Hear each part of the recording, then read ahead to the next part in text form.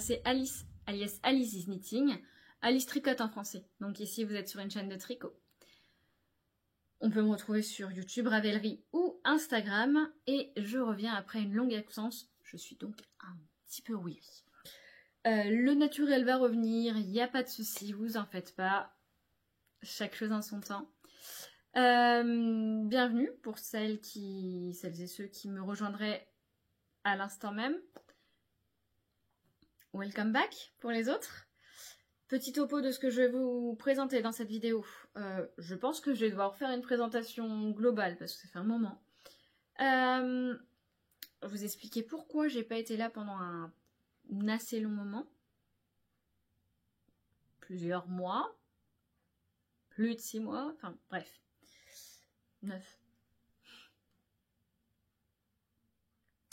Oui, 9. Déjà 9. Ensuite, je voudrais vous parler de ce dont j'aimerais pour la suite de cette chaîne. Je vous parlerai de mes encours et pour finir en beauté, je vais vous proposer un petit concours. Alors, juste petit aparté, si jamais vous entendez des gazouillis, etc., ou si vous voyez qu'il y a des interruptions pendant cette vidéo, c'est tout à fait normal. Bébé is here. Un instant, je reviens. Nous commençons donc avec la présentation. Moi, c'est Alice. Jusqu'ici, tout va bien. J'ai 34... Non, pas 34 ans. Non, je vais en avoir 33 en novembre. J'ai du mal à savoir quel âge j'ai en ce moment parce que je suis complètement perdue dans les dates, les anacrochés, etc. Je suis une vraie Dory. Une Dory parce que je viens d'accoucher et j'ai perdu mon cerveau. Voilà. J'ai accouché de mon deuxième enfant qui a aujourd'hui 10 semaines, 11 samedi, déjà. Et donc c'est mon deuxième enfant qui s'appelle Bastien, qui a une grande sœur nommée Clara, qui a 3 ans à la fin du mois. Ça ne me rajeunit pas non plus. Voilà. Je suis actuellement en congé maternité. Je reprendrai en décembre, ce qui amènera un autre changement de rythme pour moi, qui veut dire peut-être un autre changement, évolution de cette chaîne. Je ne sais pas, je pense que ce sera plus en termes de rythme qu'en termes de contenu. Du moins, j'essaierai d'éviter d'être absente ce coup-ci. Hein? Voilà, j'habite en région parisienne du côté du bois de Vincennes. Nous avons également un petit chat qui est juste là, sur le canapé, un chat, qui s'appelle Nelson et qui a 7 ans. Je tricote essentiellement pour moi et mes enfants et moi, ce qui fait qu'il y a souvent des parties layettes dans mes vidéos. Du moins, je pense que ce sera le cas puisque j'ai pas mal d'envie de tricot layette en ce moment, je dois l'avouer. De satisfaire ces deux petits... voilà. Donc si mon regard va par là, c'est simplement parce que bébé Bastien est juste là. Bébé Bastien dont vous auriez pu voir le visage passer, que ce soit sur ma chaîne, j'allais dire, mais non, sur mon compte Instagram ou celui de ma petite laine, puisqu'il pose avec ce fameux petit cocon vendu par Agathe Power of Tricot, qui a donc son entreprise Ma Petite Laine pour vendre des cocons de naissance que je recommande à toutes les jeunes mamans, puisque c'est un truc magique qui fait que quand bébé a du mal à s'endormir, comme c'était le cas juste avant la vidéo justement, et bah ça top. Ça atténue les réflexes de Moreau. Moi, pour mon enfant qui a des coliques, ça permet de le canaliser et il arrive plus facilement à trouver comment se calmer et donc du coup comment s'endormir. Fort agréable. Voilà, je dis ça en passant. Je pense que vous savez à peu près tout ce qu'il y a à savoir sur moi. S'il y a des questions, bien évidemment, n'hésitez pas à me les poser en commentaire. Je serai ravie d'y répondre. Si vous voulez qu'on se fasse une vidéo FAQ avec toutes vos questions, je suis ouverte, n'hésitez pas donc à me poser vos questions. J'ai été absente un long moment pour celles qui me connaissent, et oui, j'ai vécu des choses plus ou moins drôles. Je ferai un séquençage, ce qui fait que vous pourrez passer cette partie si vous ne voulez pas avoir plus d'infos sur le sujet. Mais je trouve important d'en parler, surtout pour vos entourages qui pourraient peut-être avoir les mêmes histoires de vie et peut-être avoir plus de connaissances sur le sujet, sur comment réagir. Je vous explique. J'ai tenu tête en fin d'année. J'ai voulu absolument continuer mon activité, ne pas vous parler peut-être de tout ce qui m'est arrivé. Je crois que j'ai quand même évoqué mon cambriolage de début décembre. J'étais sur une période d'activité très forte au travail. J'étais enceinte. Je crois même vous l'avoir révélé avant de partir. J'étais enceinte de Bastien depuis à peu près 3 mois en décembre, 4 mois au moment de mon départ en janvier. Donc j'ai eu pas mal d'événements un peu pas cool comme ça qui m'ont sapé le moral. Et je pensais que c'était juste une passe et que j'allais aller de l'avant. J'avais même pris quelques jours d'arrêt maladie pour me dire voilà, il faut que je me repose, là je n'en peux plus, je suis à bout. Et ce que je pensais être juste une phase de fatigue très conséquente au vu d'une surcharge de travail et d'événements pas forcément évidents à passer. Savoir qu'avant Bastien, j'ai malheureusement fait une fausse couche. J'ai été mise sur la voie parce que j'ai eu une période où je n'arrivais plus à... Je suis désolée, c'est un peu difficile pour moi d'en parler. Je n'arrivais plus à sourire. J'étais contente d'être enceinte. Je voulais cet enfant. J'ai toujours voulu cet enfant.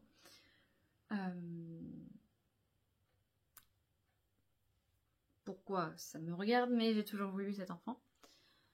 Je suis désolée, j'arrive pas à en parler. Je trouve mal mes mots. Et donc je n'arrivais pas à sourire. Je pensais que 15 jours de repos me suffirait. Voilà, mon médecin était là en mode vous êtes sûr, pas plutôt un mois, pas voilà. Je voulais absolument pas mettre mes collègues dans la panade et donc du coup je me suis dit non mais je reviendrai. Je me suis dit je vais faire une pause de tout, histoire de bien me détendre, de bien me reposer, y compris des vidéos.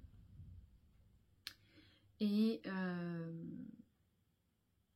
un jour, à cette période-là, Lucienne Tricotte, Élise de son vrai prénom, vient sur les réseaux et nous parle de sa dépression postpartum. Vous me direz quel rapport? Toi, tu étais enceinte, tu n'étais pas en postpartum, c'est-à-dire après accouchement.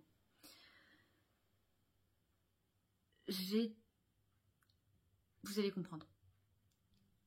J'ai pu parler beaucoup avec Élise et Élise m'a dit mais tu sais, dépression postpartum, c'est pas réservé à la femme ayant accouché. Il y a aussi ce qu'on appelle la dépression périnatale. Et regarde, informe-toi, peut-être que tu peux faire un test équivalent à celui du postpartum. Et c'est là que j'ai découvert que ce questionnaire était le même. EQDM, un truc comme ça. Je regarderai, je vous redirai exactement le nom exact de ce questionnaire, parce que ça me semble super important. Alors, petite correction. On parle de dépression périnatale parce qu'elles englobent la maternité. Prénatale, c'est quand on est enceinte. Postpartum, c'est quand on a accouché. Je vous mets le questionnaire en i parce qu'en effet c'est très important et ce questionnaire s'appelle EPDS. On parle très peu de la dépression périnatale, encore moins que la dépression postpartum qui pour moi à mon sens n'est pas suffisamment évoquée. Aujourd'hui, à l'heure actuelle, il faut être heureux, quoi qu'il en soit, que ce soit au moment d'avoir son bébé, parce que, oh, miracle, nous avons un bébé, nous avons la pépite du monde, nous devons être heureux en permanence. Et pareil, vous êtes enceinte, quelle joie que de porter la vie, etc. etc. Oui, c'est une joie de porter la vie, mais pour autant, ça n'empêche pas les problèmes d'humeur, entre autres liés aux hormones. J'en étais arrivée là à une dépression périnatale, certes légère, mais là, présente. Et donc, je n'ai jamais repris le travail, je n'ai jamais repris les vidéos, parce que j'avais besoin de me retrouver, de suivre une psychothérapie.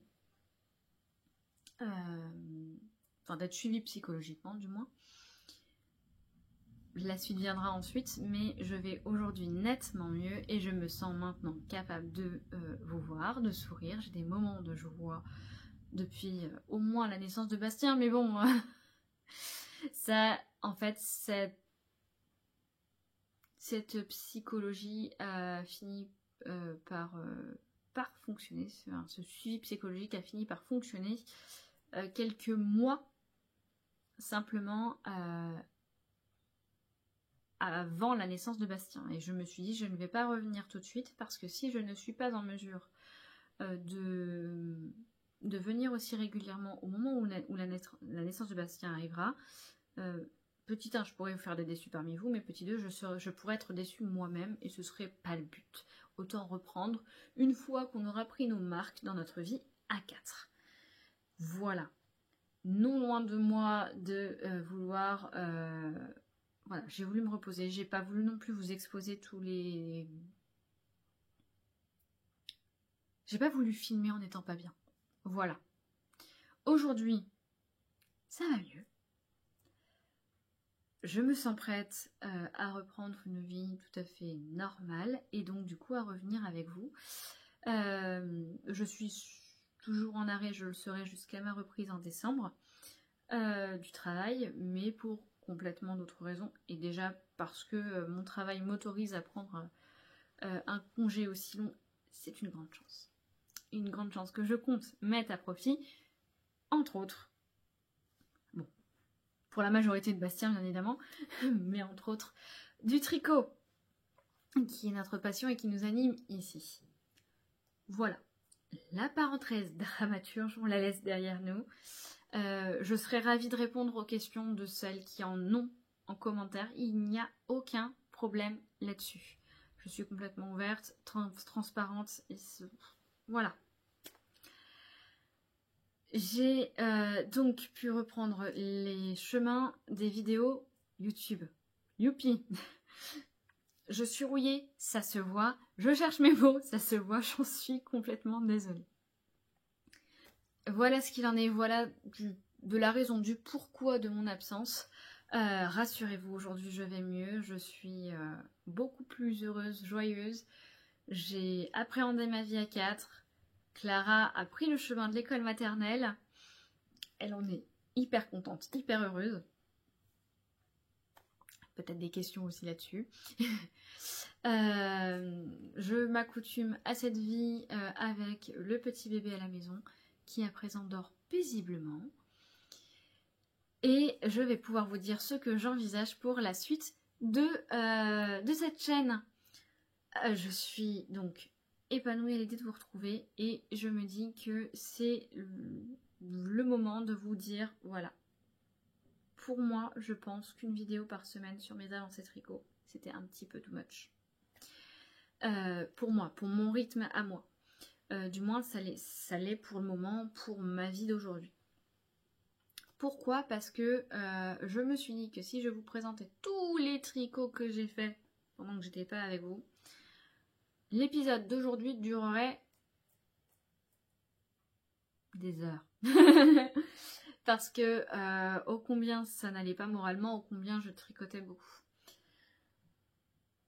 Et donc du coup je ne vais pas vous présenter mes projets terminés pendant cette vidéo. Je préfère le faire sur un format qui me conviendra mieux à l'avenir. À savoir jusqu'à présent, Ravelry n'était pas forcément ma came. Pourquoi? Parce que pas très intuitif, parce que pas trop ergonomique, pas trop joli, hein. Mais très pratique, hein, quand même. Et plus ça va, plus je le trouve pratique, plus j'utilise la bibliothèque, plus je fais mes projets dessus, etc. etc. Et je voudrais vraiment que cet outil soit pour moi quelque chose de complet, qui soit une compilation de ce que j'ai fait, de ce que j'en pense, que je puisse retrouver à la fois les informations de comment j'ai fait ce tricot-là, mais aussi quelles sont mes réactions par rapport à ce tricot. Et je trouve que c'est ce qui manque à l'outil et ce qui manquait à ma façon de traiter le sujet avant. Donc ce que je voudrais faire à partir de maintenant, c'est non pas de vous présenter tous mes tricots finis comme ça en podcast, en direct. Je le ferai sûrement parce qu'il y aura des podcasts, je vous rassure, pour les amoureux des podcasts. Ce que j'appelle des podcasts, hein, c'est cette fameuse vidéo traditionnelle où on fait projet fini, projet en cours, projet à venir. Je ferai ces vidéos-là peut-être un peu moins fréquemment, du moins le temps que je vous présente tous les tricots que j'ai faits entre temps, parce que ce que je voudrais faire, c'est faire une vidéo unitaire par tricot que je puisse vous présenter ici, donc qui sera disponible en lecture comme d'habitude sur YouTube, mais également que je puisse mettre l'URL de cette vidéo dans chacune de mes fiches de projet Ravelry, de façon à ce que quand vous ayez sur ma chaîne Ravelry, vous ayez tout le détail, plus la vidéo qui vous donne un peu mon ressenti. Bien évidemment, pour les anglophones, ce sera un peu plus compliqué parce que je ne pourrai pas faire cette vidéo en français et en anglais. J'ai pas le niveau en anglais. Vous me dites ça, vous êtes ici sur cette chaîne en français, j'imagine que si vous êtes anglophone, vous êtes au moins capable de comprendre le français. Maybe. Donc voilà, donc je ferai maintenant des vidéos projet terminé, projet par projet. Et des vidéos podcast. Pour toute l'historique de ce que j'ai tricoté jusqu'ici, vous avez sur Ravelry, à l'instant où je vous parle, si vous allez sur mon Ravelry, vous allez voir plein de fiches Ravelry qui n'ont pas de photos, tout simplement parce que je n'avais pas l'humeur de me prendre en photo. Et je trouvais ça dommage aussi de vous présenter des photos de mes projets qui n'étaient pas forcément conçus pour une femme enceinte sur un corps de femme enceinte ou sur un corps de femme jeune accouchante. Aujourd'hui, on ne soit bien d'accord, j'ai pas perdu tous mes kilos. Je pense que j'ai un corps suffisamment potable pour montrer les projets que j'ai faits dans la taille que je les ai faites sans paraître boudiner dedans. Parce que pour certains, bah forcément, je les ai pas fait à ma taille enceinte, parce que ce serait dommage de tricoter un projet sur 2 mois pour le porter 2 mois de plus et puis après le mettre au placard parce qu'il est trop grand. Là maintenant, mes projets sont plus montrables. Et je suis en train de penser que je ne vous ai pas présenté ça. Je finis quand même ce que je suis en train de dire avant de le faire. Donc vous avez un tas de fiches Ravelry qui aujourd'hui n'ont pas de photos. Je vais prendre ces photos. Dans le même temps, je tourne la vidéo pour vous montrer ce avec quoi j'ai tricoté ce projet, ce que j'en ai pensé de l'écriture du patron, etc. Pour certains, je peux vous faire même des retours portés, que ce soit pour moi ou pour mes enfants, parce que j'ai aussi tricoté de la layette. J'ai quelques projets que je ne pourrai pas vous montrer parce que ce sont des cadeaux qui ont été offerts depuis. Je vais le faire certainement dans un ordre antéchronologique. C'est-à-dire que je vais commencer par les projets que j'ai tricotés récemment pour ensuite vous présenter les projets que j'ai tricotés il y a plus longtemps. Pour une simple et bonne raison, c'est que je pense qu'aujourd'hui vous êtes plus intéressés par ce que je porte aujourd'hui et que je ne vous ai pas présenté d'ailleurs que par quelque chose qui serait complètement chaud et donc du coup qui serait plus du coup de l'hiver et qui vous intéressera plus dans quelques semaines quand vous serez en train de tricoter l'hiver. À l'exception près des tests qui, eux, conserveront leurs vidéos en même temps que les sorties de patrons. Et bien évidemment, je conserverai le concours pour vous faire gagner le patron que j'ai testé. Parlons-en de ce que je porte. Je porte aujourd'hui le cardigan mini d'Irène Lin. L'un, je ne sais pas. Qui a cette particularité d'être un cardigan. Je donne le sein à mon enfant. Vous allez avoir beaucoup de gilets, de cardigans, vous avez même un débardeur ouvert, à boutons. Tout simplement pour cette raison, c'est plus facile pour... Voilà. Je vous fais pas de dessin, vous avez compris. Cardigan d'Irène Lin, qui comme ça a l'air très compliqué et qui en fait ne l'est absolument pas. Particularité de la dentelle. Vous avez de la dentelle sur les manches qui était la même sur l'avant et qui est la même sur le dos. Et vous avez ces 4 raglans qui se poursuivent sur le côté. Vous voyez comme c'est bien fait, comme c'est bien fini. On a même un sacré raccord à faire sous l'aisselle que je vous montre présentement. Un raglan qui a cette particularité d'être avec une torsade et encadré de petits trous sur les côtés. L'encolure qui se fait en jersey et I-cord, je crois, dans une taille d'aiguille beaucoup plus petite. Me demandez pas laquelle, je ne sais plus, mais quasi du taille chaussette. Et sur toutes nos côtes, longues côtes, nous avons une finition festonnée.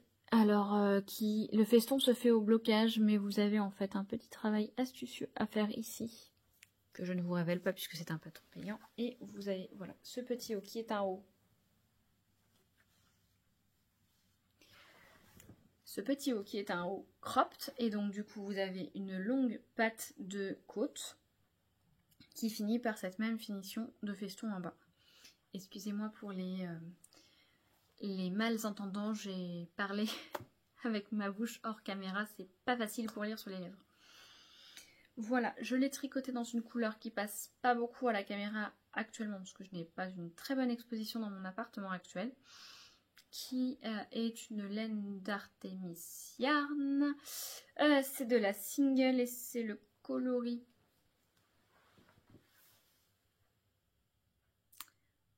Je crois que c'est Sunset Kisses, quelque chose comme ça.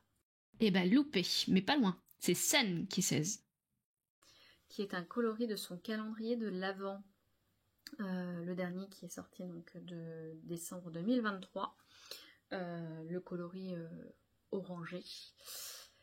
Qui est une laine d'une douceur incroyable que j'ai adoré tricoter. Un vrai bonheur. Peps, oui.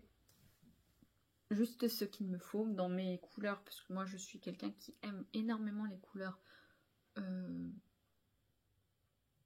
chaudes. Et ça tombe bien parce que j'ai fait une formation. Je vous indiquerai au moment du montage chez qui. Eh ben non, loupé, elles ont fermé, donc du coup je ne peux rien vous donner du tout, désolée. Une formation colorimétrie en fin janvier, du coup je vous en ai pas parlé.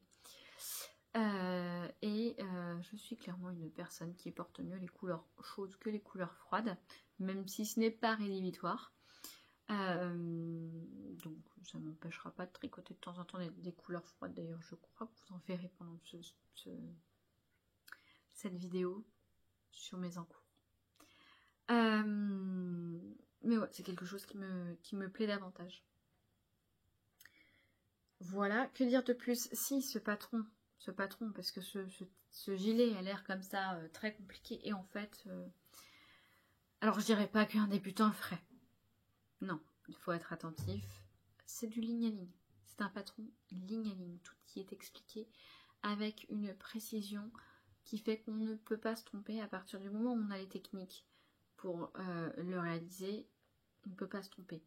c'est de la dentelle, ça demande de la concentration, c'est de la torsade, ça demande de la concentration, mais en soi, c'est un patron qui m'a fait énormément de bien, puisque du coup, je pouvais me focaliser sur ce patron-là, et du coup, partir dans cette espèce de méditation, où on ne pense qu'à son tricot et à la beauté que l'on voit se défiler sous les yeux que de le tricoter.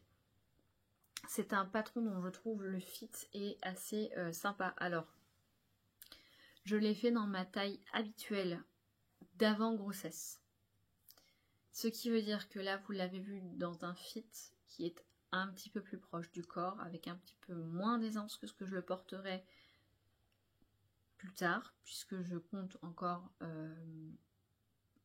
retrouver d'être un petit peu plus proche de mon corps avant accouchement.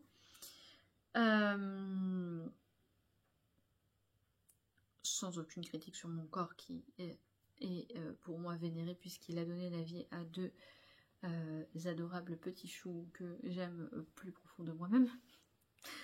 Mais voilà, donc sachez que là j'ai moins d'aisance que celle requise actuellement. Les boutons sont des boutons atelier brunette. Le coloris je sais plus. Melba.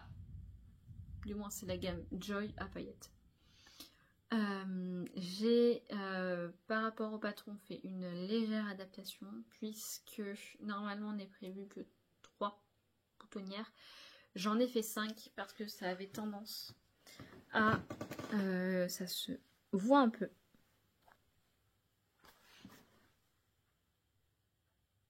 Vous allez me dire, avec la poitrine qui est plus importante que d'habitude, ça n'aide pas. C'est vrai. Cela dit, j'ai peur que ça reste comme ça, et donc peut-être que quand je n'allaiterai plus, je ferai une fausse couture invisible pour régler ce problème, parce que je trouve que autrement il est mignon. Pour le moment je ne peux pas le porter en t-shirt, j'allaite, mais ça pourrait être une hypothèse pour la suite, puisque je le trouve canon tel qu'il est. Mais voilà, j'aurais pu peut-être gagner, je sais pas si je peux me reculer davantage, là je suis au max, ok. J'aurais pu peut-être le prolonger un peu au niveau de la dentelle. Peut-être que je peux l'avoir un petit peu au blocage. Je ne sais pas. Je ne veux pas non plus trop déformer. Il aurait peut-être mérité 1 cm ou 2. Mais il arrive vraiment dans le creux de ma taille. C'est ce que je voulais aussi. Pour porter comme je le porte aujourd'hui avec une jupe. La dentelle est ajourée sans trop, ce qui fait que là, aujourd'hui, je le porte avec un sous-vêtement d'allaitement, pardon. Je vais dire de grossesse. Un soutien-gorge d'allaitement, mais rien de choquant. Voilà. Donc forcément, quand je lève les bras, hein, forcément, voilà. C'est pas grave. Moi personnellement, ça ne me gêne pas. Ça peut gêner certaines, mais dans ces cas-là, je vous préconiserai juste d'allonger le nombre de répétitions et bien finir sur une fin de losange. Oui, losange, dire ça comme ça. Comme ça, vous avez bien le bon fit. Parce que je suis en train de regarder, mais oui. Non, pas forcément. J'allais dire tous les losanges finissent par une maille en droit, mais non en fait. Mais c'est tout aussi joli. Vous voyez là c'est pareil, ça se finit par une... Voilà. Moi je pense que j'aurais rajouté trop, que ça aurait été trop bas, et comme je suis petite, je ne fais qu'1,57 m. Ça aurait peut-être assez d'avantages. Voilà. Il existe en version manche courte comme je l'ai faite aujourd'hui. Il existe... aujourd'hui non. Aujourd'hui non, absolument pas, non. Non, je l'ai fini avant la naissance de Bastien et c'est tant mieux. Je ne sais pas si je pourrais avoir autant de concentration aujourd'hui. Il se tricote en version manche courte ou manche longue. Là-dessus, pareil, la version du patron est bien réalisée pour pouvoir vous permettre de faire des manches qui en font un tricot. Alors peut-être pas d'hiver, mais ouais, de belles demi-saisons et d'hiver doux. Voilà. Vous voyez, aujourd'hui je le porte, il fait frais dehors mais beau. Voilà. On passe aux encours? Allez.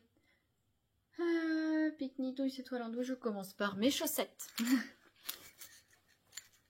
Dans un super joli sac d'une personne dont je vous parlerai plus amplement à la fin de la vidéo, mais qui m'avait été offert au Ch'ti Bazar il y a 2 ans. Voilà. Et donc j'ai fini ma première chaussette et je suis au talon de la seconde. Voici les chaussettes. Ce sont les Itsy Bitsy Berry Socks. J'ai pu vérifier du coup. Elle a été interrompue par bébé Bastien. Patron de Charlotte Stone, repéré sur Instagram grâce à la fille de nuages. J'ai décidé de faire mes chaussettes sur une couleur principale, jaune yellow néon, un truc comme ça, de The Woolly Skin. Et le vert et le rouge utilisés étaient dans des bouquets de Yarneline. Des restes de bouquets que j'avais. Alors, construction de la cheville vers la pointe. J'aurais pu penser prendre un bloqueur de chaussettes, mais je n'y ai pas pensé. Nous avons des petits ourlets dents de chat au tout début. Puis la grille de jacquard. Le talon en raccourci. Le pied, donc petite pointure puisque je fais un 36-37. Rien à voir avec le Téléthon d'ailleurs. Et une pointe, somme toute, classique. Vraiment, j'adore, je m'éclate sur cette petite grille qui est toute simple et pour cause, j'arrive même maintenant à mémoriser les rangs de ma grille de jacquard et donc du coup, je l'ai même tricoté pendant mes vacances, pendant que mademoiselle était au parc, genre de choses. Voilà, j'en suis ici. Je n'ai donc plus que le pied et la pointe à faire et elles seront finies. Et j'avoue que j'ai hâte de les porter parce que c'est sympa quoi. En plus aujourd'hui j'ai une jupe qui irait parfaitement avec. Vous voyez, elles sont sympas je trouve. Donc pareil, hein, derrière le pied et tout. J'en suis très contente. Projet suivant. Donc, il s'agit d'un projet en test pour Lolita, Loli la fée, qui sortira en adulte et en mini, en enfant, pour le début du mois d'octobre. Il s'agit d'un petit slip-over, hop, que je tricote pour Clara, en taille 4 ans, qui aura donc des côtes au niveau des emmanchures et de l'encolure et que je suis en train de déplier et qui aura aussi un joli petit arrondi. C'est du jersey tout simple, donc c'est mon tricot salle d'attente, attente de sortie de maternelle, transport même. Et je le tricote donc dans 2 laines de chez Lolita.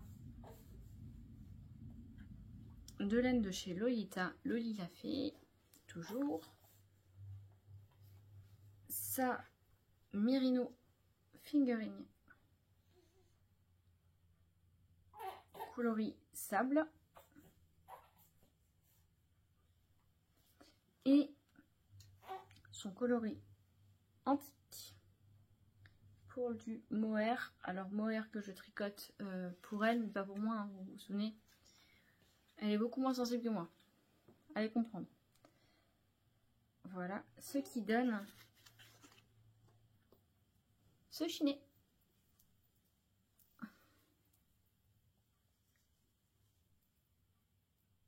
Qui est un peu moins rose qu'à la caméra. Voilà. Projet tout simple. Projet hyper sympa. Franchement. Nous aurons les... se démarre par ici. Vous avez un tout petit peu de dos à créer avec... enfin, un tout petit peu de dos non plus. Beaucoup plus que ça d'ailleurs. Vous avez votre dos à créer. Vous avez ici... c'est du 4 ans. Hein, des petits raglans arrière, je ne sais pas. Bref, une ligne d'épaule qui se trouve à l'arrière du tricot ici et ici. Vous dépilez ensuite votre jersey et vous attaquez votre devant par demi-devant gauche-droite. Vous les assemblez et hop, on se retrouve après à faire du jersey en rond. Tout simple. Pour ceux qui se demandent, mon joli petit contrant est un contrant Apollonie. Je suis toujours fidèle à cette marque.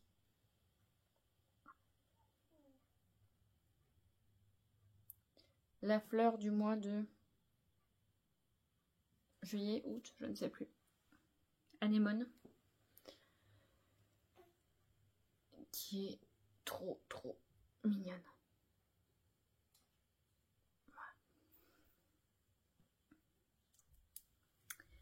Voilà pour mon deuxième projet.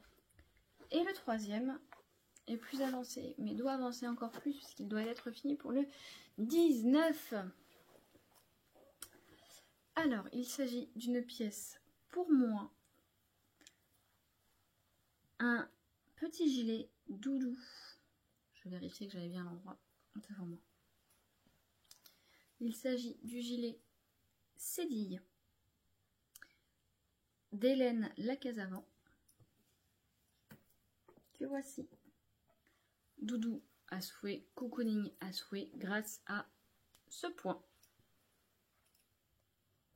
Je vous montre en gros le pooling, alors que j'ai fait de l'alternance des chevaux. Mais bon, ça on en parle juste après.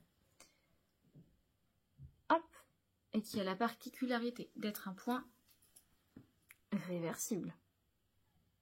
C'est simple, la seule chose sur laquelle je vois comment je suis à l'avant de mon projet ou à l'arrière, c'est tout simplement la ligne d'épaule. Donc même type de construction que sur le précédent ouvrage que je vous montrais. Hop, ça c'est la ligne d'épaule dans l'avant du projet. Et ça c'est l'arrière. Voilà. Nous avons un col. Je commence par là. Hein. Le col, le dos. Le col, le dos. Je recommence sans me cacher les lèvres. On augmente ensuite le long des lignes d'épaule.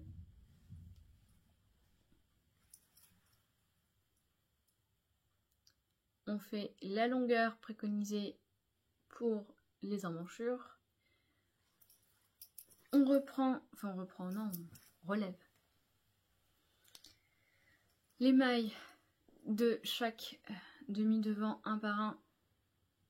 On fait un petit peu de tout droit avant de commencer les augmentations. Toc, toc, toc. Sur le côté. On rejoint une fois qu'on a nos emmanchures de fait pour avoir toute la longueur hop, du gilet. On finit par des côtes 1-1 semi-torse, c'est-à-dire torse sur l'endroit, pas torse sur l'envers, et personnellement, j'ai fait un joli rabat à l'italienne. Je trouve ça toujours plus saillant. Et là, je suis sur ma manche que je fais plus longue. Et du coup, c'est pour ça que je me suis mis un progress keeper pour savoir à peu près de combien je faisais plus long ma manche. Voilà. Tout simplement parce que le patron préconise un certain nombre de centimètres et que moi, si je le faisais, je me retrouvais avec des manches 3/4. J'ai pas l'impression pourtant d'avoir de gros bras, mais je pense que voilà, qu'il me faut bien ça pour avoir vraiment une manche qui m'arrive au poignet. Voilà, et là du coup je vais pouvoir commencer justement le poignet après la vidéo. Et donc je dois faire le poignet et la deuxième manche avant la semaine prochaine.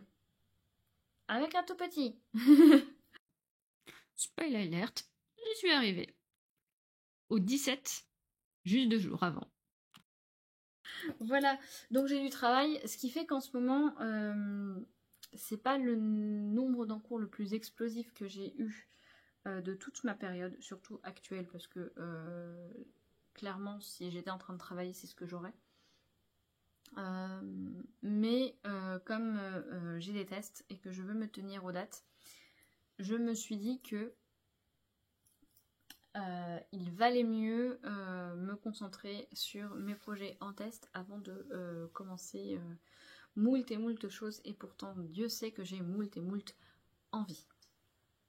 Donc je vous parle un peu du fil. Le fil est aussi un fil single. J'ai un peu peur que ça bouloche, je vous l'avoue. Mais bon, nous sommes sur de la bien-aimée coloris Azulita. Cake moche, mais cake quand même. Voilà. Nous sommes sur un vert. Fais le point.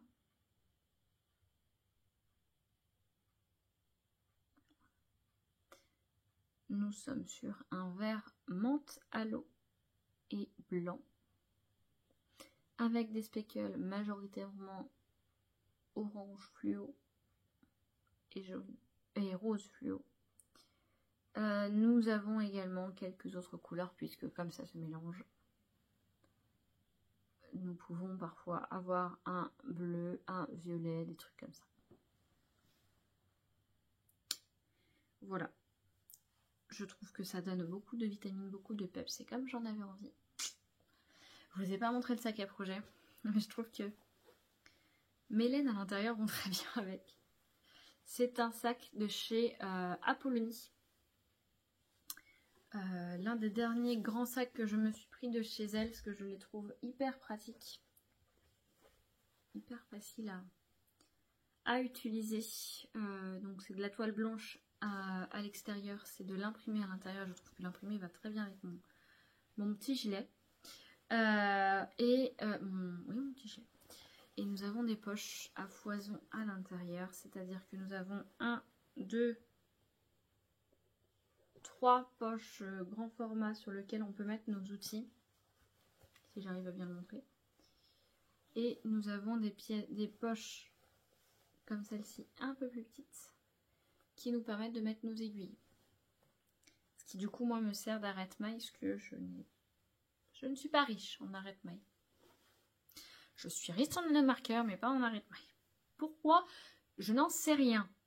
Voilà, je collectionne les marqueurs, qu'est-ce que vous voulez? Tac, tac, tac. À savoir qu'Apollonie, les sacs Apollonie ne seront plus fabriqués au sein de l'entreprise Apollonie, mais au sein de l'entreprise Alphabel, bientôt, prochainement ouvert, dans le sens où Julie faisait coudre ses sacs à projet par sa maman, et elles ont décidé de scinder les deux activités en deux. La maman aura sa propre entreprise Alphabel pour les sacs à projet, et Julie garde les accessoires de tricot au sein d'Apollonie. Voilà pour les nouvelles. On retombe sur la laine. Donc cette laine magnifiquement colorée, magnifiquement pepsouille, j'ai alterné sur tout le corps. Je vous avoue que j'ai eu une flemme intersidérale sur la manche, et je trouve que ça lui réussit plutôt pas mal. Pardon, ça lui réussit plutôt pas mal. En revanche, sur le corps, j'ai eu beau alterner au moment des augmentations de chaque côté de mon tricot. J'aurais dû vous prendre un cintre, nota bene pour la prochaine fois. Nous avons pour le coup du pulling à ce niveau-là, au moment des augmentations, avant que le corps ne se déploie. Bah, je le porterai comme ça, c'est pas grave. C'est pas grave. Je pense que c'est surtout lié à la façon dont est teint cet écheveau, où on a vraiment des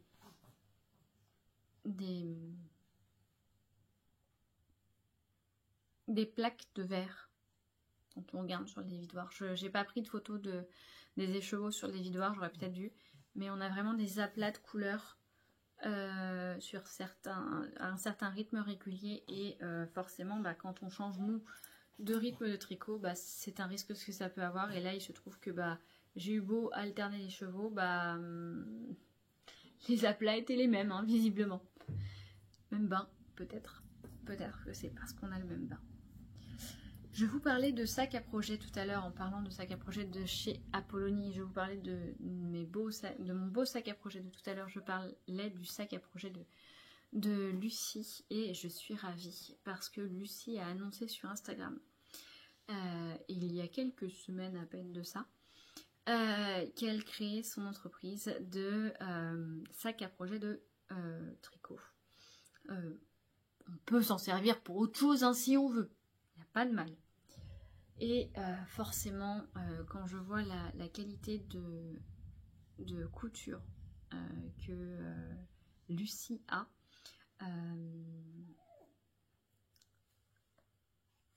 je ne peux qu'applaudir, parce que si elle m'avait fait qu'un sac à projet, mais non, elle m'a fait plein de mignonneries aussi, entre autres une trousse que je n'ai pas avec moi.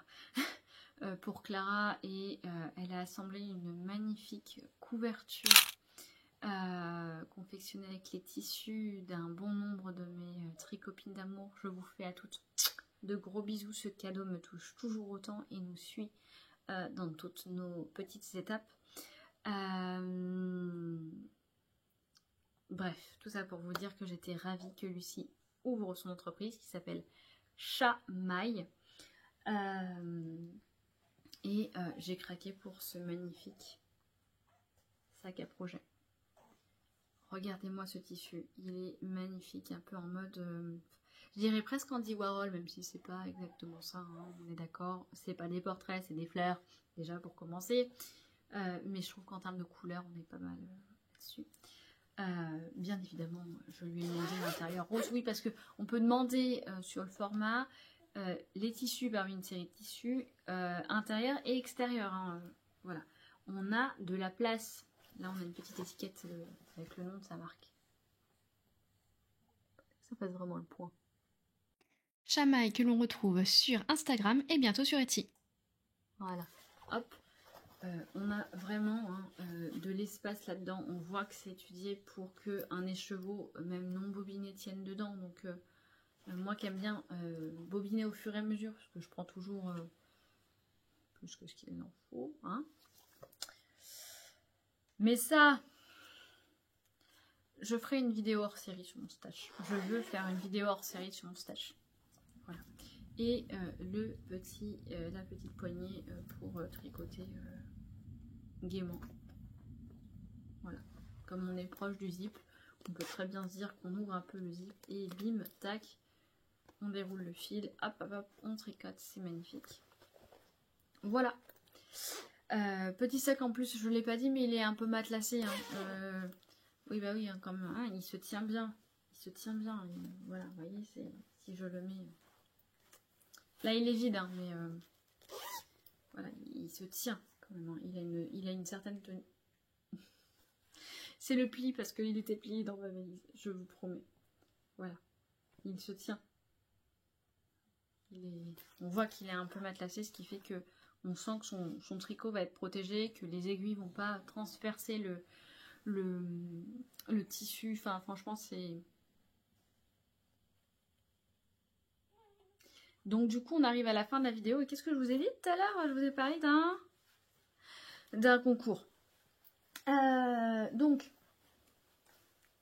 comme Lucie, quand même une personne très généreuse, mais ça, vous l'avez déjà compris. Elle m'a offert pour vous ce joli petit sac à projet. Avec des rouges-gorges. Avec des roses. N'est-il pas magnifique? Vous avez un joli petit cordon. Voilà. Une petite visière bien faite. Et l'intérieur est dans un tissu blanc cassé avec, je ne sais pas si vous le verrez à la caméra, mais si, des petites lignes de doré et toujours sa petite étiquette. Je vous propose de le gagner en me mettant un petit mot sous cette vidéo. Le petit code,